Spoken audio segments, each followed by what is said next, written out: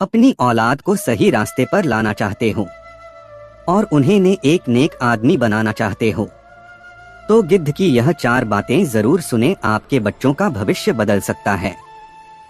आपके बच्चे यह समझ पाएंगे परिवार क्या होता है, परिवार की प्रेरणा क्या होती है। यही सब सीखने को मिलेगा। हमारे बूढ़े दादा दादी हमारे भविष्य के लिए और परिवार के लिए कितने जरूरी हैं। अपनों से प्यार करें और उनके साथ रहे। नमस्कार दोस्तों, एक बार फिर से आपका स्वागत है हमारे YouTube चैनल मन की स्टोरी में। कहानी शुरू करने से पहले अगर अभी तक आपने हमारा YouTube चैनल सब्सक्राइब नहीं किया है तो कर लीजिएगा, क्योंकि ऐसे ही मोटिवेशनल कहानियां आपके लिए लाता रहूंगा।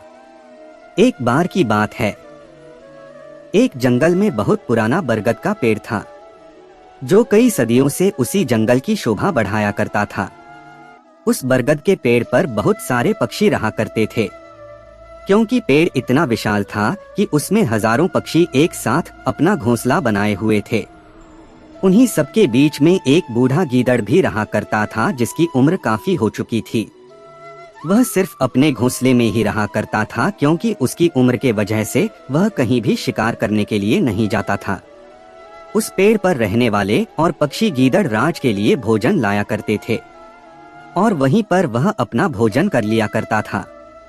एक दिन की बात है, उस जंगल में आग लग जाती है और पूरा का पूरा जंगल आग में जलने लगता है।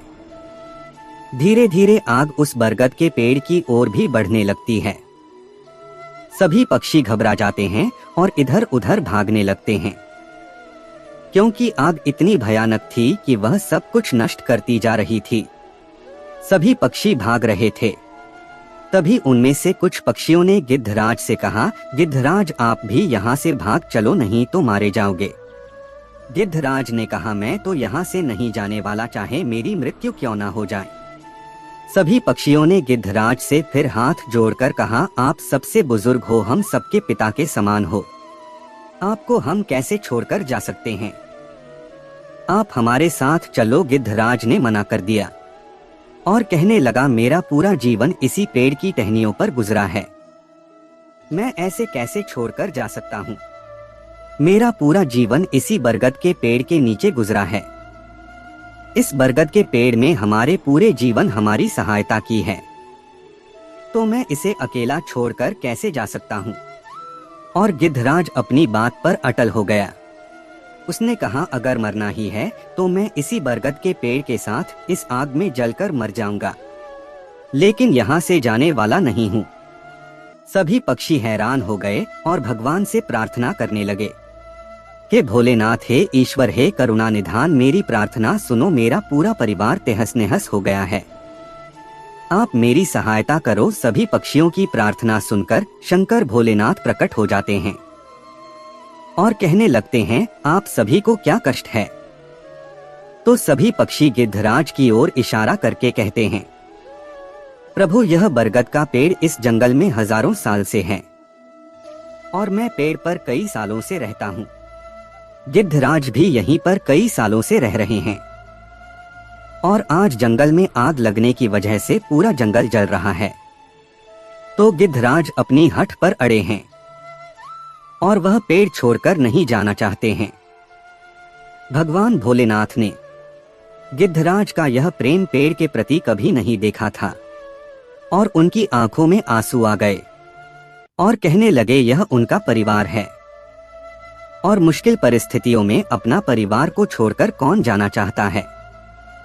वह सबसे बड़ा मूर्ख होगा जो अपने परिवार से दूर रहता है और छोड़कर चला जाता है। भगवान शंकर ने कहा, जाओ, मैं वरदान देता हूँ, यह बरगद का पेड़ फिर से हरा भरा हो जाएगा और आग भी समाप्त हो जाएगी। भगवान शंकर के कहने मात्र से ही पूरा जंगल फिर से हरा भरा हो गया। सभी पक्षी फिर से उसी पेड़ पर आकर रहने लगे और गिद्धराज को सभी पक्षी नमन करने लगे। दोस्तों, इस कहानी से हमें क्या सीखने को मिलता है? इस कहानी से हमें यह सीखने को मिलता है कि हमारा परिवार सदैव एक होकर रहे। अपने बच्चों को अपने परिवार के बारे में अच्छी शिक्षा दें। उनको बताएं कि यह हमारे बूढ़े माँ बाप हैं और आपके दादा दादी हैं, इनकी सेवा करने से हमें बहुत पुण्य प्राप्त होता है और परिवार में समृद्धि भी आती है।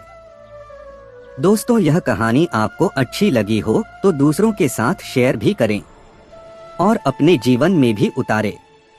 और हाँ, बच्चों को जरूर सुनाएं, क्योंकि हमारे जीवन में हो रही उथल पुथल की सबसे बड़ी वजह है हमारे परिवार का बिखरना है। परिवार को एकजुट रखें, अपने माता पिता को एक साथ रखें, आपके घर में समृद्धि आएगी। हमने क्या सीखा बूढ़े गिद्धराज से? वह अपने परिवार के लिए, अपने घर के लिए भगवान से भी लड़ जाता है। दोस्तों, ऐसी ही मनमोहक कहानियों के लिए आप हमारे चैनल को सब्सक्राइब कर ले और नोटिफिकेशन बटन भी दबा दें, जिससे आने वाली वीडियो आपको जल्दी प्राप्त हो सके। दोस्तों, अब मैं अपनी वाणी को यहीं विराम देता हूँ। मिलते हैं नए वीडियो के साथ और नई उमंग के साथ। तब तक अपना ख्याल रखें और सुरक्षित रहे। धन्यवाद।